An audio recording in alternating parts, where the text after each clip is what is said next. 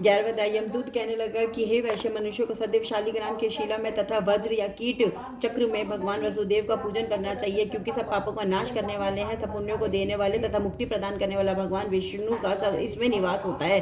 जो मनुष्य शालिग्राम की शिला या हरिचक्र में पूजा करता है, वे अनेक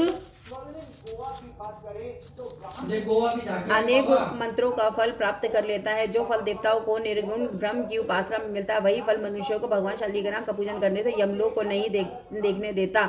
भगवान को लक्ष्मी जी के पास अथवा बैकुंठ में इतना आनंद नहीं आता जितना शालिग्राम की शिला या चक्र निवास करने में आता है। स्वर्ण कमल युक्त करोड़ों शिवलिंग के पूजन से इतना फल नहीं मिलता जितना एक दिन शालिग्राम के पूजन से मिलता है। भक्ति पूर्वक शालिग्राम का पूजन करने से विष्णु लोक में वास करके मनुष्य चक्रवर्ती होता है। काम, क्रोध, लोभ, मोह, अहंकार से युक्त होकर भी मनुष्य शालिग्राम का पूजन करने से बैकुंठ में प्रवेश करता है। जो सदैव शालिग्राम का पूजन करते हैं, वह परले काल तक स्वर्ग में वास करते हैं। जो दीक्षा, नियम और मंत्रों से चक्र में बलि देता है, वह निश्चय करके विष्णु लोक को प्राप्त होता है। जो शालिग्राम के जल से अपने शरीर को अभिषेक करता है, वह मानो संपूर्ण तीर्थों में स्नान करता है। गंगा, रिवर, गोदावरी सब का जल शालिग्राम में वास करता है। जो मनुष्य शालिग्राम की शिला के सन्मुख अपने पिता का श्राद्ध करता है, उसके पितर कई कल्प तक स्वर्ग में वास करते हैं। जो लोग नित्य शालिग्राम की शिला का जल पीते हैं, उनके हजारों बार पंचगव्य पीने से क्या प्रयोजन। यदि शालिग्राम की शिला का जल पिया जाए तो सहस्रों तीर्थ करने से क्या लाभ। जहाँ पर शालिग्राम है, वह स्थान तीर्थ स्थान के समान ही है। वहाँ पर किए गए संपूर्ण दान, होम करोड़ों गुणों फल को प्राप्त होता है। जो एक बूंद भी शालिग्राम का जल पीता है, वह माता के स्तनों का दुग्ध पान नहीं करता, अर्थात गर्भाशय में नहीं आता।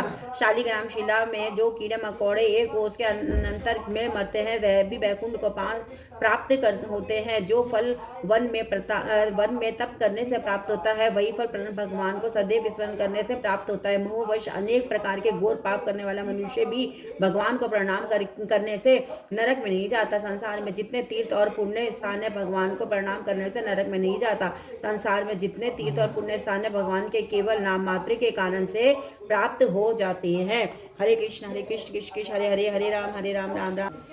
12वां यमदूत कहने लगा कि जो कोई प्रसंगवश भी एकादशी के व्रत को करता है, वह दुखों को प्राप्त नहीं होता। मास की दोनों एकादशी भगवान पद्मनाभ के दिन है। जब तक मनुष्य इन दिनों में व्रत नहीं करता, उसके शरीर में पाप बने रहते। हजारों वर्ष मेघ के सैकड़ों वाजपेयी यज्ञ एकादशी व्रत की तोलवी कला के बराबर भी नहीं है। एकादशी के दिन व्रत करने से 11 इंद्रियों से किए गए सब पाप नाश हो जाते। गंगा, गया, काशी, पुष्कर, कुरुक्षेत्र, यमुना, चंद्रभागा कोई भी एकादशी के तुल्य नहीं है।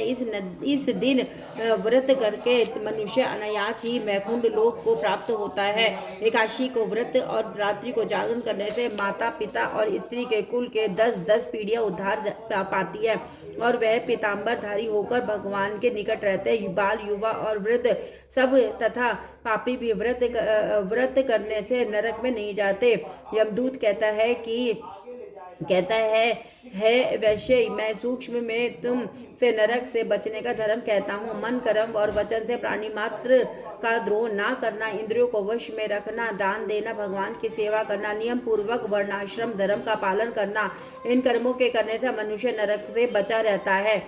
स्वर्ग प्राप्त करने की इच्छा से मनुष्य गरीब भी हो जाता है, तो भी जूता, छतरी, अन्न, धन, जल कुछ न कुछ दान देता रहे।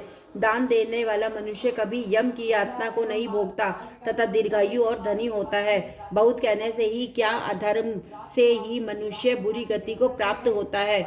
मनुष्य सदैव धर्म के कार्यों से ही स्वर्ग प्राप्त कर सकता है, इसलिए बाल्यावस्था से ही धर्म के कार्यों का अभ्यास करना चाहिए। हरे कृष्ण कृष्ण कृष्ण हरे हरे, हरे राम राम राम हरे हरे, लक्ष्मी नारायण नारायण, गोविंद नारायण नारायण, बुद्धिमान नारायण नारायण, सीता नारायण नारायण नारायण, प्रभु नारायण नारायण नारायण, हर हर महादेव, हर हर महादेव, हर हर महादेव, श्री शिवाय नमः, श्री शिवाय नमः, श्री शिवाय नमः। ओम कर ज्योतिर्मय महादेव की, ओम कर ज्योतिर्मय।